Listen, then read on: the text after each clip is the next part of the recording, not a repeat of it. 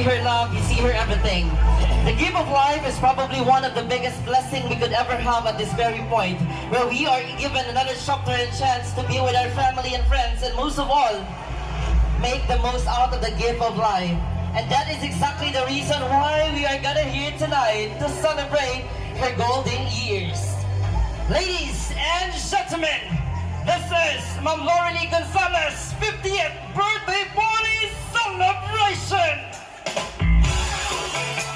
And now, your host, ang magbibigay saya at galak sa selebrasyon ngayong gabi.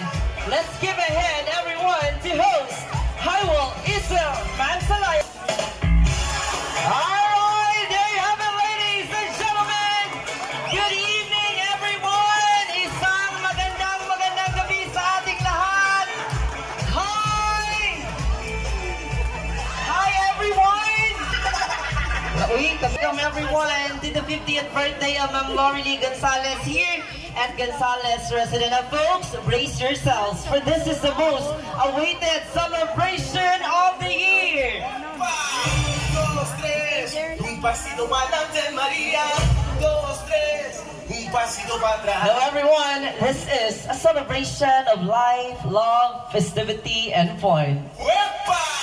2, 3, un pasito para adelante, María. 2, 3, un pasito para atrás. Now, together with BJ's event and organizing services, everyone, let us all feel this moment. Pakilakasan ko ang palakpakan at hiyawan! There you go. That's the amount of energy, folks, so that we can have an amazing celebration this evening. And this time, once again, sa lahat po ng ating mga bisita, join us in Ayan! Hindi reaction tonight! Ayan, dito tayo sa gitna. Ayan. Once again, energy! There you go! Ayan. Parang baliktad mo, sir, no? Very shy si sir, but sana, gabi ka lively.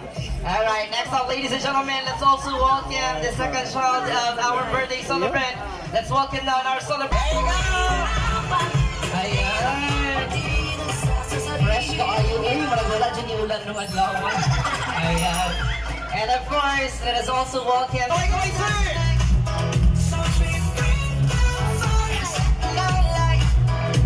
And this time, everyone! Ayan! There you are. Na-advance na yung entrance kanina.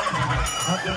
So wala siya na-inform sa atong directory for tonight. But anyhow, malakpakan naman natin the ever-handsome Sir Angelito Gonzalez. Thank you so much. For everyone celebrating her golden years tonight, everyone, magbigay ng isang malaking sana all to the